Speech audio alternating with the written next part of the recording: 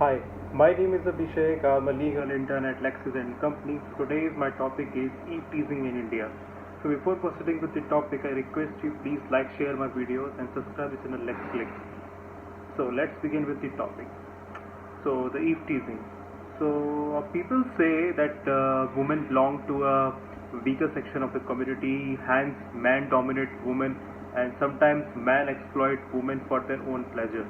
So women face numerous types of harassment. Among the harassments like sexual harassment is common in many parts of the world. Harassment in public places by known and unknown person which affects women is called eve teasing in India. So eve teasing literally means annoying or irritating woman. It is referred to as an act of harassing women playfully or maliciously, physically or psychologically to make fun, irritate, provoke, annoy, and embarrass through comments, remarks, gestures, jokes, physical contact, and taunts. And it is a unique and euphemistic expression for South Asia, especially in India, and it is not used in Britain or in European countries. So, in the case of Rupan Bajaj and others versus KPS Gill, the Supreme Court has explained the meaning of modesty in relation to women.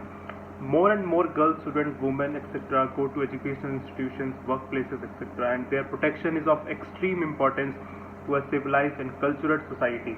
And the experience of women and children in overcrowded buses, metros, trains, etc. are horrendous and painful ordeal.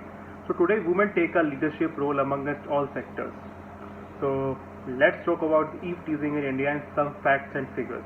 So according to the report of NCRB, a total of 4,05,861 cases of crime against women were registered during 2019, showing an increase of 7.3% over 2018, and majority of cases under crime against women under IPC were registered under cruelty by husband or his relatives, followed by assault on women with intent to outrage her modesty, kidnapping and abduction of women, and rape. And the crime rate registered per lakh women population is 62.4 in 2019, in comparison with 58.8 in 2018, says the NCRB report. So the Indian Penal Code deals eve teasing cases through its sections 354 and 509 in assault of criminal force against women with intent to outrage her modesty, and 8.9% decrease in incident of insulting modesty of women respectively from year 2015 to 2016. An increasingly large number of college going women taking public transport and in Delhi and have resorted to carrying pins, pen, knives, and even daggers as a deterrent, and others have taken self-defense classes. A recent survey revealed that approximately 90% of college women in Delhi have experienced sexual harassment in some shape or form, and yet it is estimated that only about 1 in 10,000 eve teasing occurrences are reported to the police. So let's talk about the psychology behind eve teasing. So the many psychologists believe that the sex, love, and fun is not the only motive that men indulge in this behavior. Eve teasing is closely related to the patriarchal mindset of the Indian male. Men are raised to believe that they are more powerful physically and emotionally than women, and they feel that they are doing nothing wrong, just having fun. And it is also considered as a growing social problem. This is due to various social changes like urbanization, influence of Western culture, modernization, and changes in status of women's role. So women's liberation and changes due to democracy. Eve teasing is felt by the society at the macro level as a social deviance, and an individual macro level as a behavior problem. So in India, eve teasing affects every woman who dare to come out of her home and in some form of the other. So eve teasing is not a problem of the affected victim alone. It is problem of parents, spouses, and close relatives of the victim. And Holi is an important festival in India. As a part of this celebration, people play by throwing colors or others. But using this opportunity, women are teased or harassed. This shows that eve teasing may happen at any place, any time, and in any situation. So it may so the vocal emergence of feminism has also pushed the contemporary male a little on the back foot.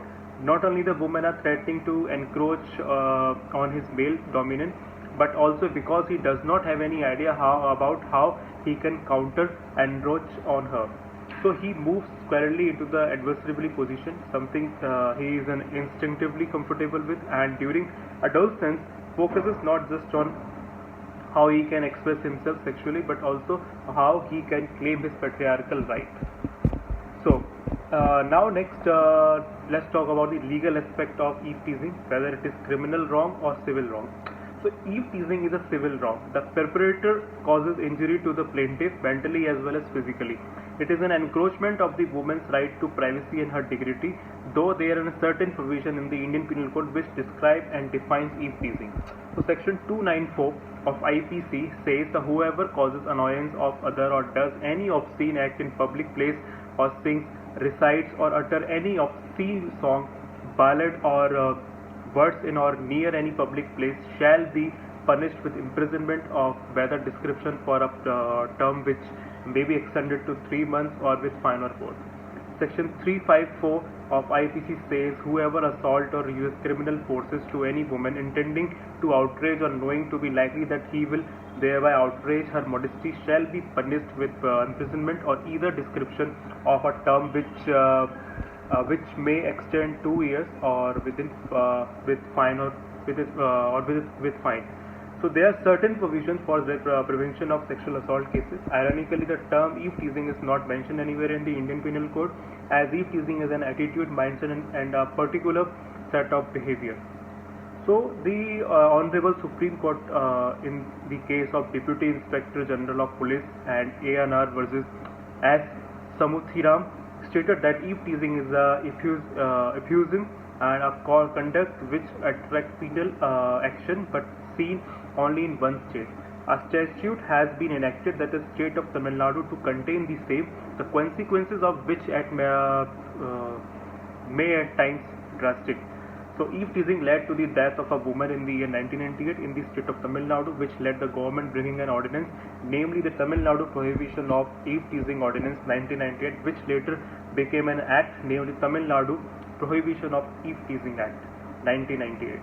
So the government are of the view that eve teasing is a menace to society as a whole and has to be eradicated.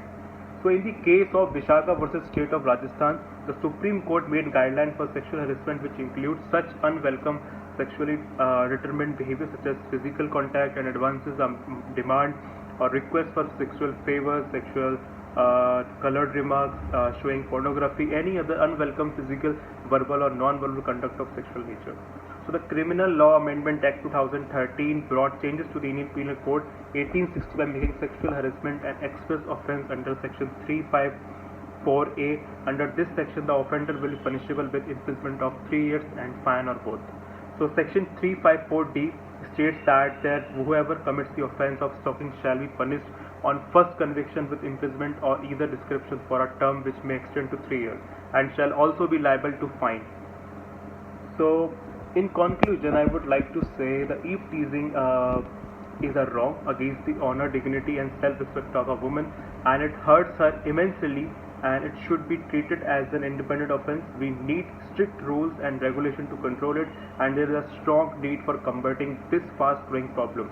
And eve teasing might sound less harmful crime, but it can turn into a grievous one if not stopped at an early stage. So in a country like India, where women are worshipped at par with the gods, this kind of behavior against women is unjust, unfair and hypocritic. So we should be respectful to women, and then only we would be on the line of happiness, prosperity and success. So that's it. Thank you.